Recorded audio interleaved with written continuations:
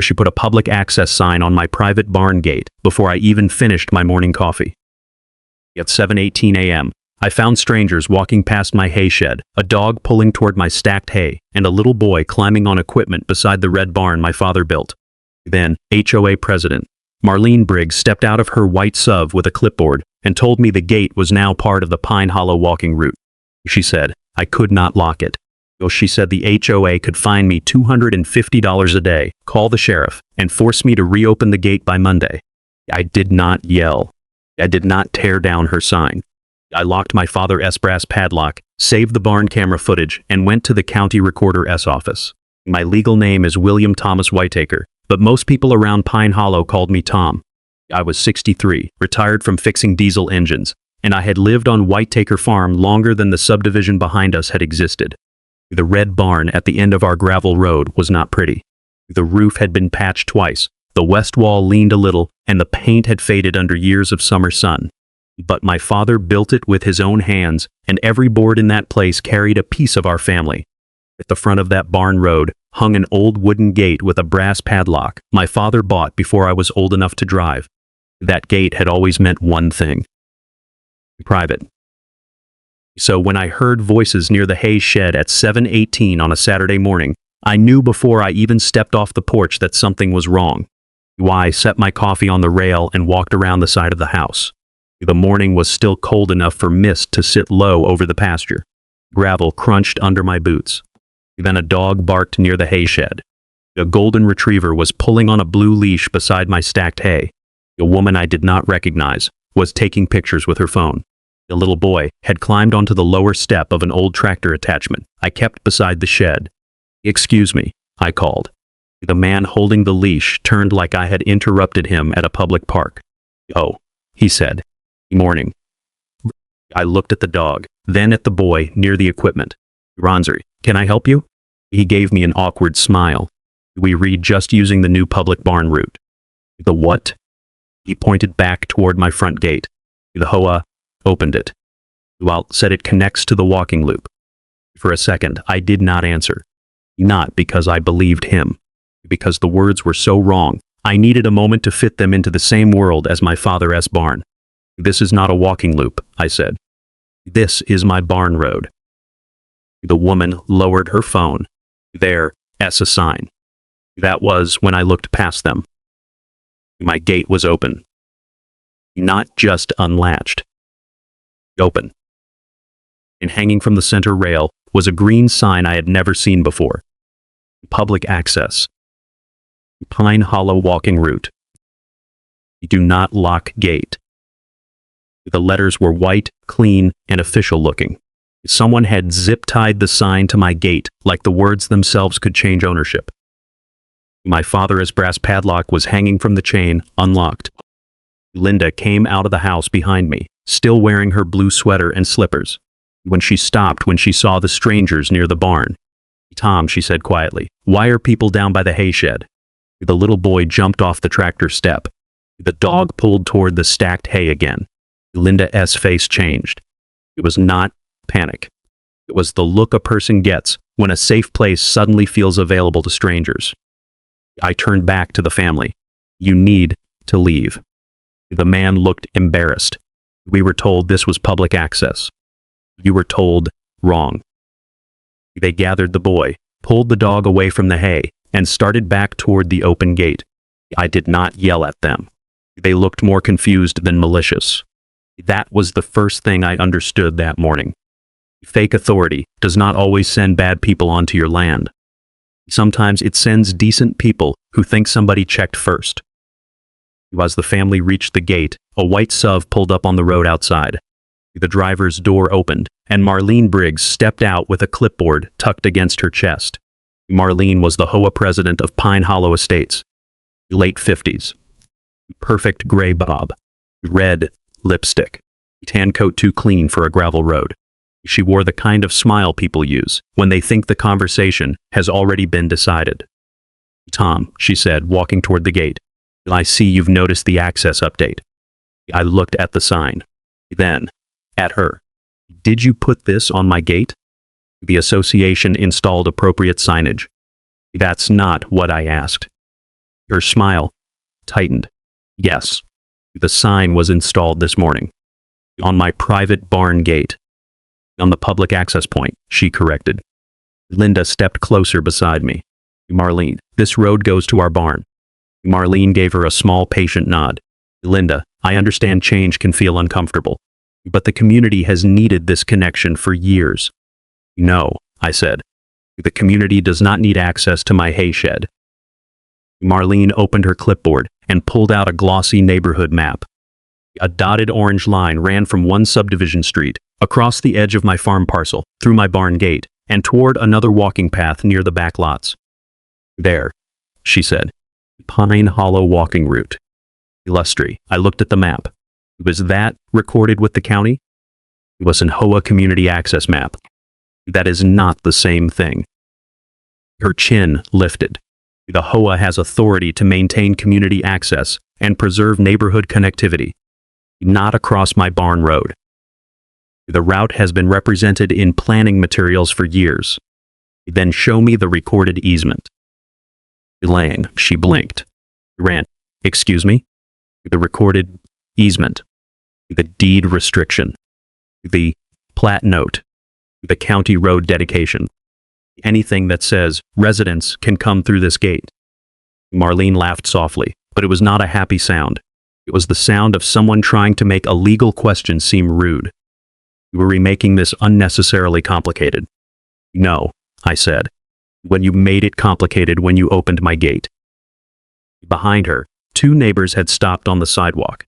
One held a coffee mug. The other looked at the green sign like it was proof, just because it had capital letters. Marlene noticed them watching and raised her voice. Tom, I am asking you to interfere with public access. Locking this gate may result in immediate enforcement. How much? That will depend on the board. And when did the board vote to open my gate? Well, she did not answer. That silence mattered. People with authority can usually name the document. People without it name the committee. I pulled out my phone and took pictures of the sign, the zip ties, the open gate, the footprints in the gravel, the dog tracks near the hay shed, and the boy's muddy shoe print on the tractor step. Marlene's smile disappeared. You do not have permission to photograph residents. I am photographing my gate. This gate is part of a community route. Then, you should have no trouble sending me the recorded easement. She folded the map back into her clipboard. You will regret escalating this. I looked past her at the red barn, at Linda standing quiet beside the gravel, and at the brass lock my father had used for decades before he handed me the keys. Marlene, I said, you opened a private gate to strangers. Wind them not escalating. I am documenting. After she left, I closed the gate. I did not remove the HOA sign. I did not cut the zip ties. I did not scratch the paint. I did not give Marlene a damaged property complaint to hide behind. I simply put my father's brass padlock back through the chain and locked it. Inside the house, Linda kept looking toward the barn road. Are they allowed to do this? She asked. No, I said. I said it firmly, because she needed certainty before I had finished proving it. Then I went to the small monitor above my workbench that connected to the barn camera. I had installed it 2 years earlier, after someone stole copper wire from a neighbor's shed. I rewound the footage. At 6:42 a.m., Marlene's whites have stopped outside my gate. At 6:46, she walked up with a man from the HOA walking committee. But at 6:49, she pointed at the gate and said something that made Linda lean closer to the screen. Put the public access sign right there. Once residents start using it, he'll have to accept it. I played it again. Then, once more. Linda whispered, she knew. Yes, I said. Well, she knew exactly what she was doing. I saved the clip to a flash drive. Then I emailed it to myself. Then I printed the first photo of the sign and wrote the time across the top. Marlene thought the lock made me look guilty. But what she did not understand was simple. A locked gate is not proof of obstruction.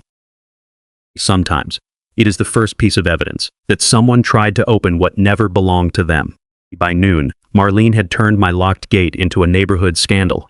That was the thing about fake authority. It did not need to be true. It only needed to sound official long enough for other people to repeat it. Linda and I were still in the kitchen when my phone buzzed on the counter.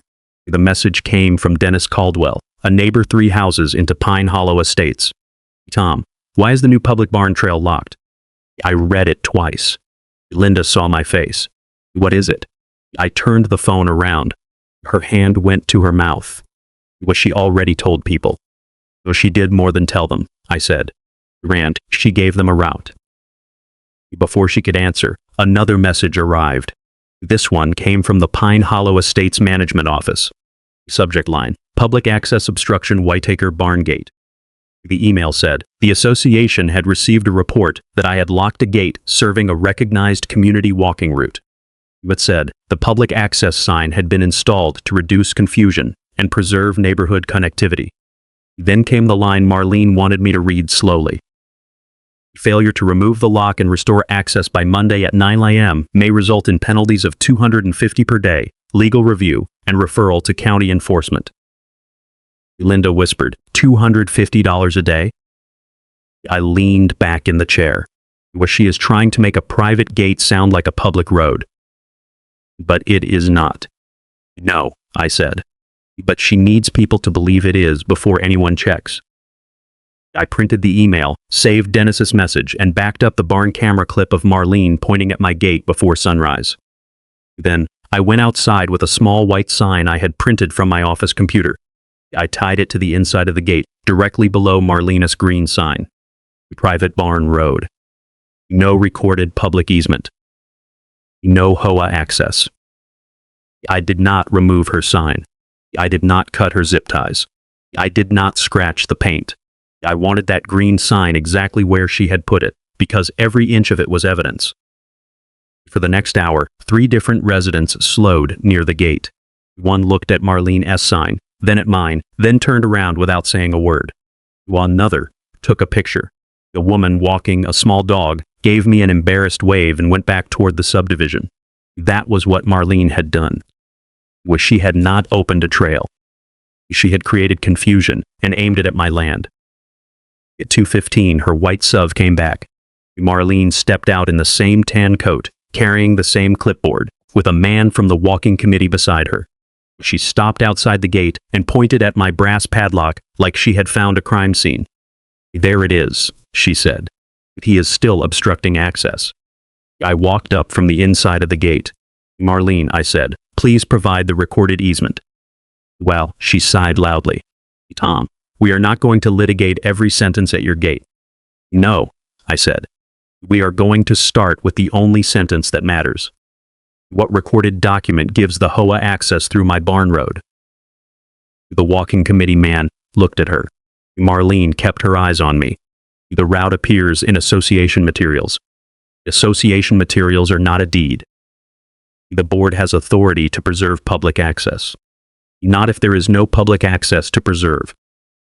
Her face core hardened. Remove the lock before Monday. No. The word was quiet. That seemed to bother her more than shouting would have. You are creating liability for yourself, she said. The fine will start at $250 a day, and the board can add legal costs if you keep forcing this. No, Marlene. You created liability when you sent strangers through a working barn road. The walking committee man shifted his weight. You told us this was approved, he said to her. Marlene snapped her clipboard shut. This is exactly why enforcement is necessary. At 3:02, she taped a notice to the outside of the gate. Remove lock immediately. Public access obstruction. $250 daily penalty beginning Monday. Board, enforcement pending. Then she stepped back and took a photo. I took a photo of her taking the photo. Ron, she saw me do it. You really are determined to make this difficult, she said. No, I said. I am determined to make it documented. That was when she called the sheriff. I heard the phrases clearly enough from my side of the gate.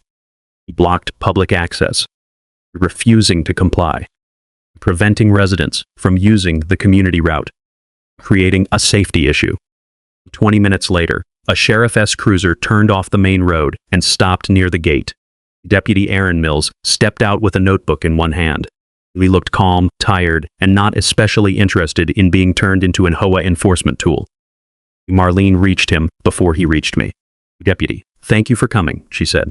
"Mr. Whitaker has locked a public access gate and is preventing residents from using a community route."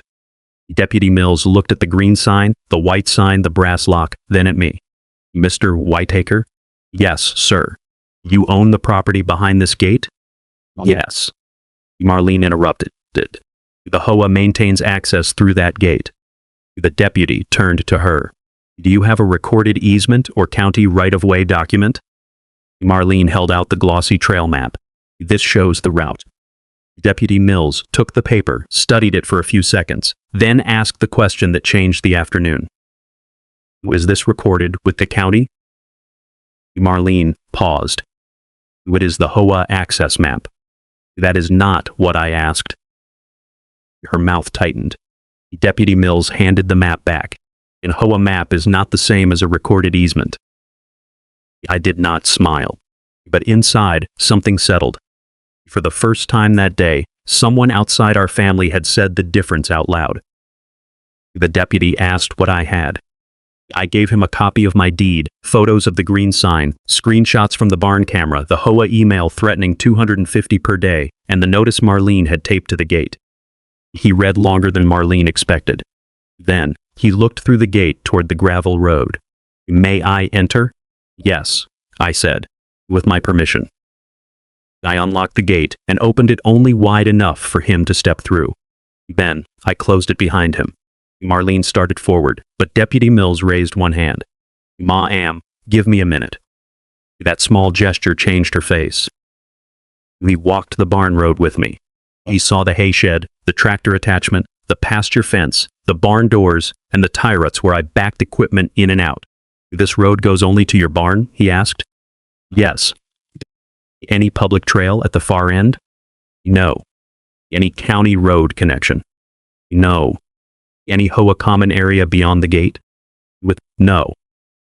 From outside the fence, Marlene called, "Historical use matters, deputy." He turned back toward her. "Historical use is not something I can enforce from a patrol call." Her face reddened. "He cannot just lock a public gate." Deputy Mills looked at the brass padlock, then at the red barn behind me. "If the HOA has a recorded easement, bring it to the county or to court," he said. "But I cannot order a property owner to open a private gate based on an HOA map." Marlene went still. The deputy wrote in his notebook, "I am documenting that no recorded access document was produced at the scene." "That is unnecessary," Marlene said. "It is what I was called here to determine." Linda stood on the porch with her arms folded. I could see some of the tension leave her shoulders. Deputy Mills turned to me. "Mr. Whitaker, do not damage the sign until the civil side is sorted out. Keep your photos. Keep your video. If people enter after being told it is private, call us. But easement and access disputes usually go through records, attorneys, or court." "I understand." Then he turned to Marlene. "Mrs. Briggs, I would strongly suggest the association stop telling residents, this is public access, unless you can produce recorded access rights." Marlene's jaw tightened. "The board will address Mr. Whitaker's obstruction," she said. "That may be a board issue," Deputy Mills replied. "It is not a sheriff's order." He left a few minutes later. Marlene stayed by the gate after the cruiser pulled away. The road had gone quiet. The green sign moved slightly in the wind. My father's brass padlock hung beneath it, doing exactly what it had done for decades. She stepped closer. "You just made this official," she said. I looked at the gate, the lock, the barn road, and the woman who had tried to turn my father's property into a shortcut with one glossy map. "That was the point," I said. That evening, the management office sent one more email. "The board will review the Whitaker barn gate access obstruction tomorrow evening. Please be prepared to remove the lock and comply with public access requirements. Daily penalties of $250 will begin Monday morning if access is not restored." Attached was Marlene's same HOA map. No instrument number. No plat note. No deed language. No recorded easement. Just a dotted orange line crossing my barn road like paper had more weight than land. I printed it and wrote across the top, HOA map not recorded. Then I placed it behind the Deputy S notes. Linda sat across from me at the kitchen table, while the sunset turned the barn windows gold. Do you think they'll stop? She asked. No, I said. Not yet. Outside, my father's brass padlock hung on the gate. For the first time all day, it did not look like a lock. It looked like a question Marlene could not answer. In the next morning, I was going to the county recorder's office to make sure she had to answer it in front of everyone. The next morning, I arrived at the county recorder's office before the doors opened. I did not go there because I wanted a fight. I went because Marlene Briggs had spent 2 days using words like public access, community route, and historical use, as if saying them confidently enough could change the ground under my feet. But land does not move because an HOA president draws a dotted line on a glossy map. Property rights move through records. At 8 o'clock sharp, a clerk named Denise Harper called me to the counter. While she had silver glasses, a calm voice, and the kind of patience that told me she had watched plenty of neighbors confuse opinions with documents. I gave her my identification, my parcel number, and the name of the subdivision behind us. I need every recorded document tied to Wheattaker Farm Parcel B, I said. Deed, subdivision plat, easement index, road dedication records, HOA declaration, amendments, and anything that would explain why the HOA thinks my barn gate is public access. Denise typed for a minute. The printer started humming behind her. The first document was my deed. William Thomas Whiteacre and Linda Mae Whiteacre. Wheattaker Farm Parcel B. The language was dry, technical, and almost impossible to read out loud without losing your place. But it described the land my father had kept, the barn road I maintained, and the boundary Marlene had tried to walk across with a clipboard. Then Denise pulled up the recorded subdivision plat and turned the monitor slightly toward me. There's Pine Hollow Estates, she said, tapping the screen. When there's your parcel. I leaned closer. The map did not care about Marlene's tone. It did not care about the green sign on my gate. It did not care about the neighbors who had already started calling it the new barn trail. It showed lines. And those lines mattered. The barn road sat inside Wheattaker Farm Parcel B. The gate sat inside my boundary. The gravel lane ran from my private entrance to my barn and stopped there. Denise checked the easement index. Then the road dedication records. Then the recorded plat notes. Finally, she turned back to me and said the one sentence I needed more than anything else. No pedestrian easement, no HOA access easement, and no county right-of-way across that barn road. I wrote those words down on the front of my folder. Not because I needed to remember them. Because Marlene was going to have to hear them in a room full of people. For the first time in 2 days, my shoulders loosened. But she was not finished. Denise stopped scrolling, and her expression changed just enough for me to notice. There is one older document, she said. My hand stopped moving. What kind of document? A temporary construction access license. The word temporary hit first. Then the rest of it did. Denise opened the document and read the summary carefully. 22 years earlier, my father, Harold Whiteacre, had granted Pine Hollow Development Group limited permission to use part of the farm access while they installed subdivision roadwork and drainage improvements. Not residents. Not walkers. Not the public. Construction vehicles. For a limited purpose. For a limited time. My father's name sat on the page like a hand reaching out of the past. He had done something decent. He had let the developer use the edge of our land so they could build their roads without tearing up more of the county shoulder. And now Marlene had tried to turn that old favor into ownership. Is there anything after that? I asked. Denise clicked again. Yes, she said. A recorded release filed the following year. She printed it and slid it across the counter. With construction access terminated after completion of road and drainage work. That was the ghost behind Marlene's story. Not a walking trail. Not a permanent right. A temporary construction license my father had granted 22 years ago, followed by a recorded release that ended it 21 years ago. I stared at that page for a long moment.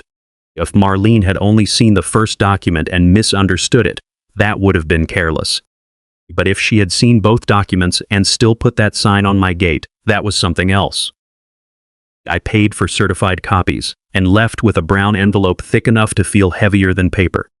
Inside were the record, the history, and the ending Marlene had left out. Before I walked away from the counter, I asked Denise one last question. If someone has an HOA map showing a dotted walking route over my barn road, does that create access? Denise looked at me over her glasses. Not unless the right behind that line exists in the record. And if all they have is the map, well, she tapped the envelope. Then they have a map. In the parking lot, I called Linda. Why, she does not have it, I said. Linda was quiet for a second. Sure? The county is sure. What did they find? Dad gave the developer a temporary construction license 22 years ago. It was released after the work ended. Oh, Tom. Yeah. So that S where Marlene got the story. Maybe, I said. Or maybe she only liked the half that helped her. When I got home, I did not go inside right away. I stood by the barn gate with the envelope under my arm. Marlene's green public access sign was still zip-tied to the rail. My father's brass padlock hung below it, dull and scratched from decades of weather. For 2 days, that sign had made my own gate feel like evidence against me. Now, it looked different. Now it looked like a confession. I took one more photo of it. Then, I walked to the house and spread the contents of the envelope across the kitchen table. Linda stood beside me while I sorted the papers into a clean order. Not for drama. Not for effect. For clarity. The county record showed where our land began. The old construction license explained where Marlene's story had come from. The release showed where that story ended. The sheriff's notes showed what happened when she tried to make law enforcement do the HOA's work. And the barn camera still showed her at my gate before sunrise, pointing to the exact rail where the sign went up. I wrote a timeline on a yellow legal pad. It was 6:42 a.m. Marlene arrives at gate. 6:49 a.m. Marlene directs sign placement. 7:18 a.m. residents found inside barn road. 9:03 a.m. HOA email threatens penalties. 2:15 p.m. Marlene returns and demands lock removal. 3:02 p.m. notice taped to gate. 3:24 p.m. sheriff called. By the time I finished, the story no longer depended on how angry I was. It had dates. It had documents. It had witnesses. When it had Marlene's own words. That evening, another email came from the Pine Hollow Management Office. This one was not from Marlene. It was from Cynthia Bell, the property manager. Mr. Whiteacre, in response to your records request, we have reviewed the association files currently available to management. At this time, we have not located a board vote authorizing installation of signage on your gate. We are continuing to review the matter. I read that paragraph 3 times. Linda leaned over my shoulder. Well, so they admit Marlene did it without approval? They are being careful, I said. But, yes, that is what this means. That email changed the shape of the fight. Until then, Marlene had been hiding behind the word association. The association installed signage. The association recognized the route. The association expected compliance. But now management could not even find a board vote authorizing the sign. That meant Marlene had not just stretched an old construction document. She may have acted alone and dressed it up as official HOA business. I printed Cynthia's email and placed it with the county envelope. 10 minutes later, Marlene sent her own message. She copied the full board, the walking committee, and management. Subject line, urgent, continued obstruction of public barn access. Mr. Whiteacre is relying on selective paperwork to interfere with a long-standing community route. The original developer materials clearly contemplated this barn connection as part of Pine Hollow's access planning. I recommend immediate enforcement action unless the lock is removed before tomorrow's board meeting. I read the phrase original developer materials twice. Then, I looked at the temporary construction license. Then, at the recorded release. There it was. She was not holding a key. But she was holding half a story. Linda folded her arms. Are you going to send everything now? No, I said. Why not? Because if I send it tonight, Marlene will spend all night rewriting her explanation. Linda looked at the binder, then toward the dark window where the barn sat beyond the yard. Well, so what are you going to do? I'm going to ask one question. I opened a reply and kept it short. Please provide the recorded deed, plat dedication, easement instrument, county road acceptance, court order, or valid board authorizations supporting public access through Whitaker Farm Parcel B before tomorrow's meeting. I copied everyone Marlene had copied. Then, I attached nothing. Not yet. Marlene had spent 2 days using the appearance of authority to move people onto my land. Where she had a green sign, a dotted map, and the confidence of someone used to being obeyed. But I had the county record. I had the release. I had the camera. And by tomorrow evening, she would not be explaining why I locked my gate. She would be explaining why her public access route depended on a document that had expired 21 years ago. The next morning, I paid a local surveyor for a quick boundary verification. She did not need to settle the whole dispute. She only confirmed one thing. The barn gate, the gravel road, and the hayshed all sat inside Whitaker Farm Parcel B. Her short field note went into the binder beside the county record. At 5:42 the next evening, Linda and I sat in my truck outside the Pine Hollow clubhouse. The meeting did not start until 6, but I needed a few minutes of quiet before Marlene Briggs started using the word community, like it gave her a key to my barn gate. Linda looked through the windshield at the clubhouse windows. You don't have to argue with her, she said. I know. Just show them. I looked down at the binder on my lap. Inside it was everything Marlene had avoided. For 2 days, she had acted like the loudest voice in the room owned the truth. Tonight, I was going to let the paperwork speak softer. At 5:55 we walked inside. The clubhouse smelled like old coffee, floor cleaner, and nervous neighbors. Folding chairs had been set in rows. A long table sat at the front for the board. Marlene was already there, of course. Tan coat. Red lipstick. Clipboard, open. The glossy HOA walking map sat in front of her like a courtroom exhibit. But this time, she was not sitting in the center chair.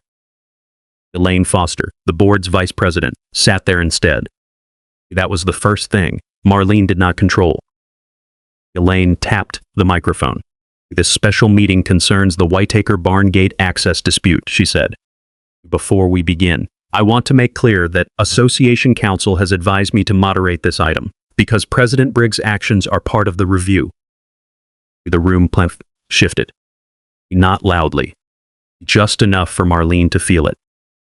A male voice came through the speakerphone on the table. This is Martin Keene, Association Counsel. I'm present to advise the board on procedure, authority, and risk. I am not here to argue with any resident. That mattered. Because Marlene was good at arguments. Procedure was different. Elaine looked toward her. Mrs. Briggs, you may summarize the association's position. Marlene stood with the map in both hands. She had rehearsed every word. For years, Pine Hollow Estates has maintained informal walking connections for neighborhood use. The Whitaker Barn Gate has been included in homeowner materials as part of the walking route. The association installed signage to clarify access and reduce confusion. Mr. Whitaker responded by locking the gate, confronting residents, and obstructing a route the community has relied on. A few people nodded. That was the danger of a polished lie. It sounded reasonable until you looked at what it stepped over. Marlene continued. I recommend enforcement until Mr. Whitaker removes the lock and stops interfering with resident access. Elaine turned toward the speakerphone. Martin's voice stayed calm. Before the board considers enforcement, we need to separate 3 issues. First, whether the association has a property right. Second, whether the board authorized the sign. Third, whether homeowner materials have been representing something the association never verified. Marlene's face changed slightly at the third one. That was when I knew Martin had found something. He continued, I am not going to turn this meeting into a document reading exercise. Mr. Whitaker has provided the county record. Management has begun its review. The immediate question is simpler. Who authorized the sign on his gate? Elaine looked at Cynthia Bell, the property manager, sitting near the end of the table. Cynthia, did management locate a board vote approving installation of public access signage on the Whitaker gate? While Cynthia opened a folder. But she looked uncomfortable, but she did not look confused. No. Marlene turned sharply. The walking route was already recognized. Martin cut in gently. That was not the question. While Cynthia swallowed, we searched the minutes for the past 18 months. We found no motion, no vote count, no signed approval, and no work order initiated through management before the sign was installed. A low murmur moved through the room. Marlene said, because this was a maintenance clarification, not a new access decision. Martin replied, placing a public access sign on a private gate is not a routine maintenance clarification. That sentence landed harder than any shouting would have. I opened my binder but did not speak yet. Martin continued, Mrs. Briggs, did you instruct anyone to install that sign? Marlene's fingers tightened around her pen. I directed the walking committee to correct a confusing access point. Was that direction approved by the board? The board has supported walkability for years. Was that direction approved by the board? For the first time that night, Marlene had no polished answer. No formal vote was taken that morning, she said. That morning. People heard it. Elaine leaned forward. So the sign was installed before board approval? Marlene said, it was consistent with existing materials. Martin spoke again. That brings us to the existing materials. He paused just long enough for the room to quiet. I reviewed the homeowner packet currently provided to new residents.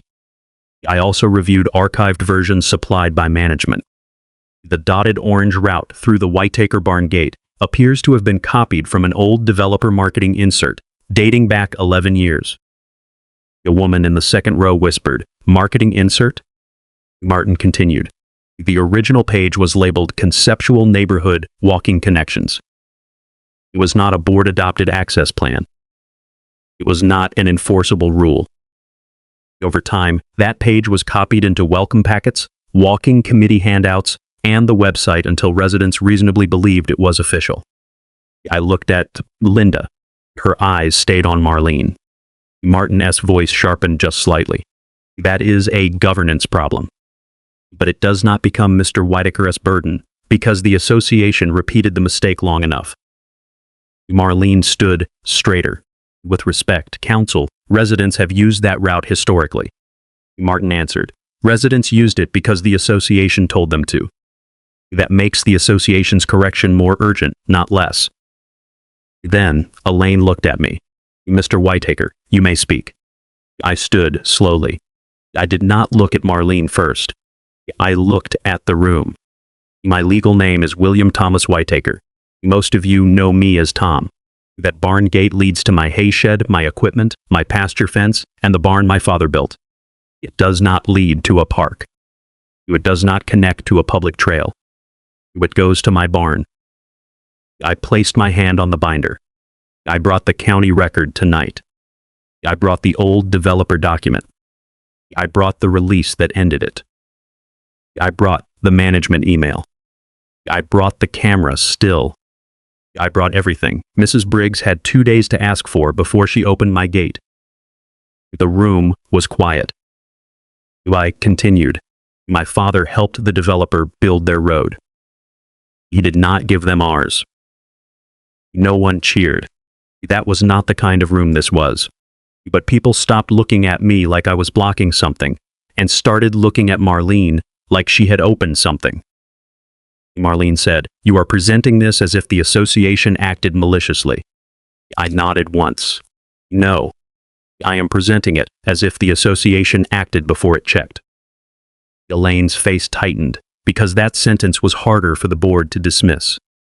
A man from the walking committee stood halfway from the second row. Elaine hesitated, then said, "Go ahead."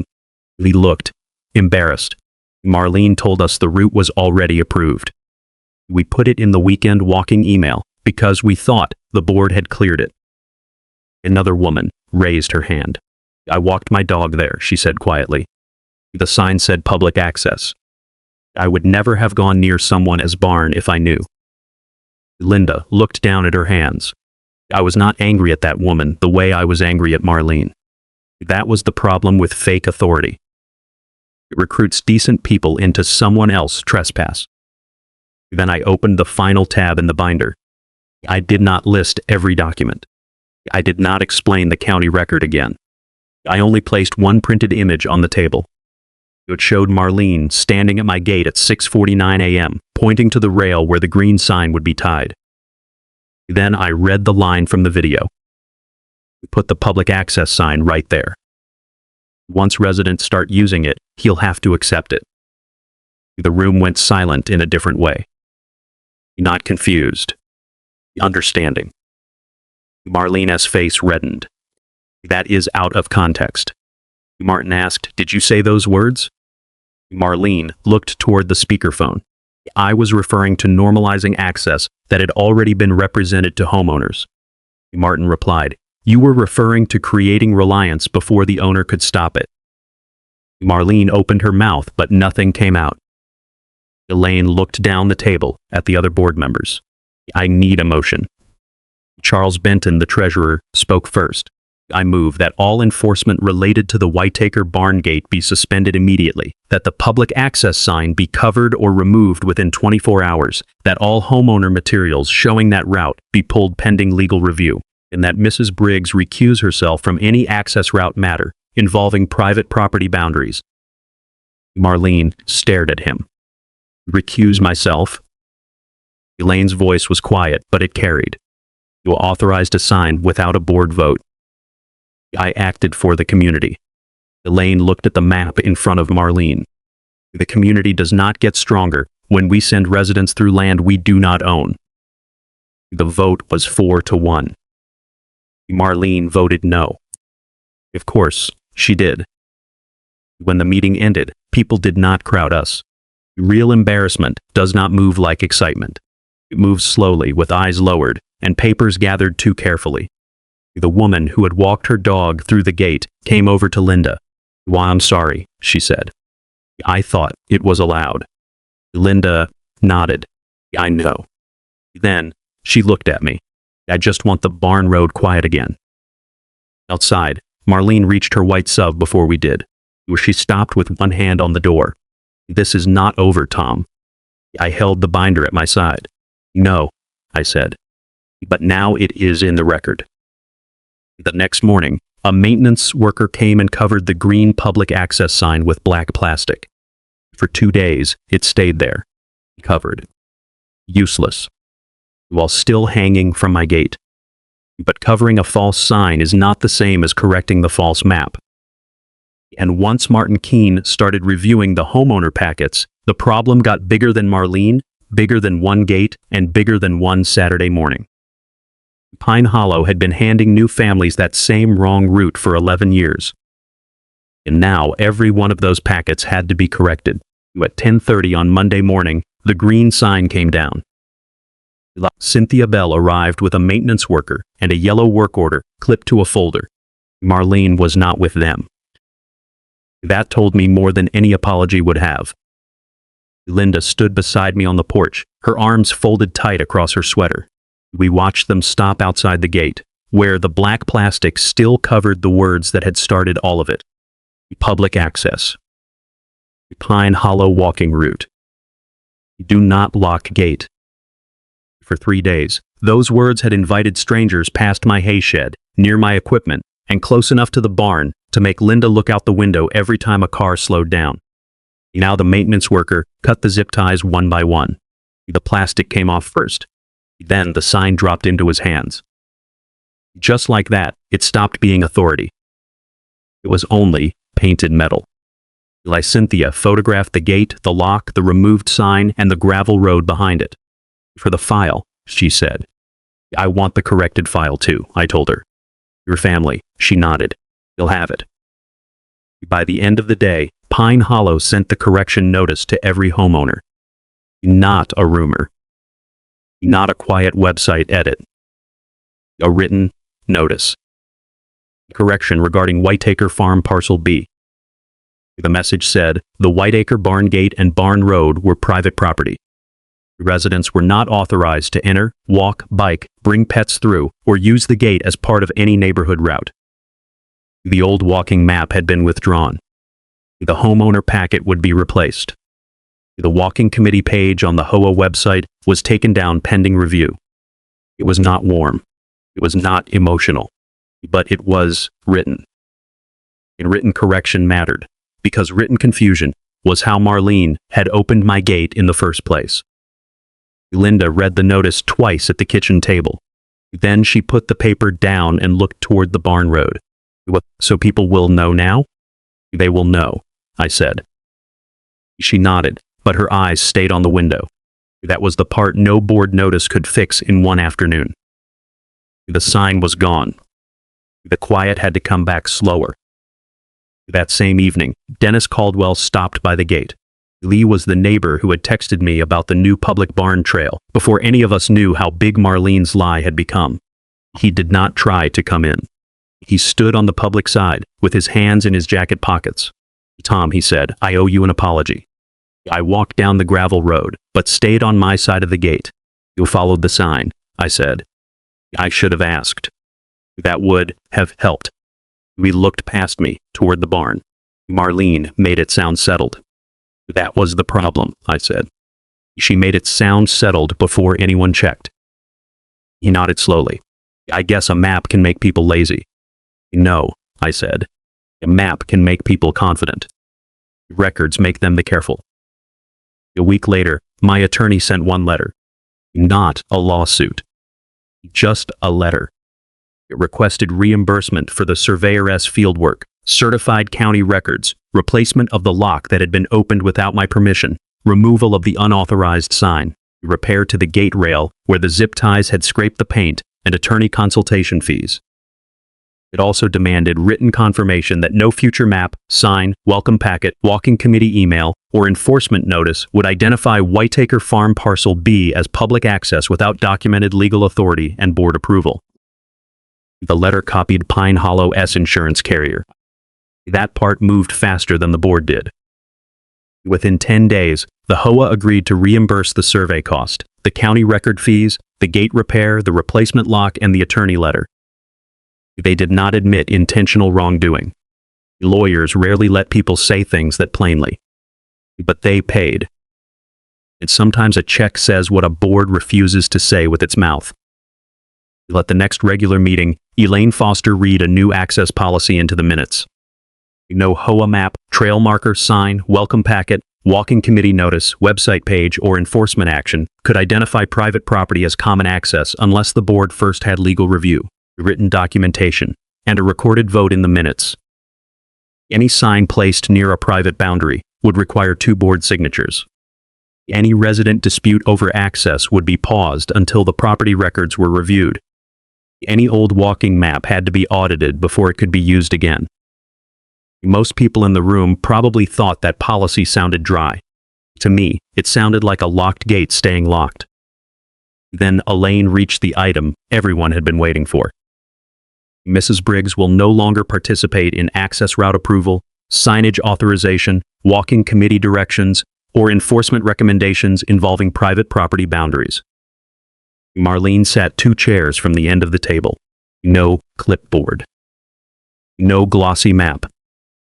Just a closed folder in front of her. She stared straight ahead while Elaine read the sentence. Well, she did not resign that night. People like Marlene rarely give you a clean ending when a bitter one is available. But she lost the power she had abused. And once the walking committee audit began, the problem got bigger than my gate. The audit found 3 more old map errors, one crossing the back edge of 2 private lots, one using an abandoned developer sales path that had never been adopted by the HOA, and one cutting across the corner of a private side yard near Lot 17. 3 wrong lines.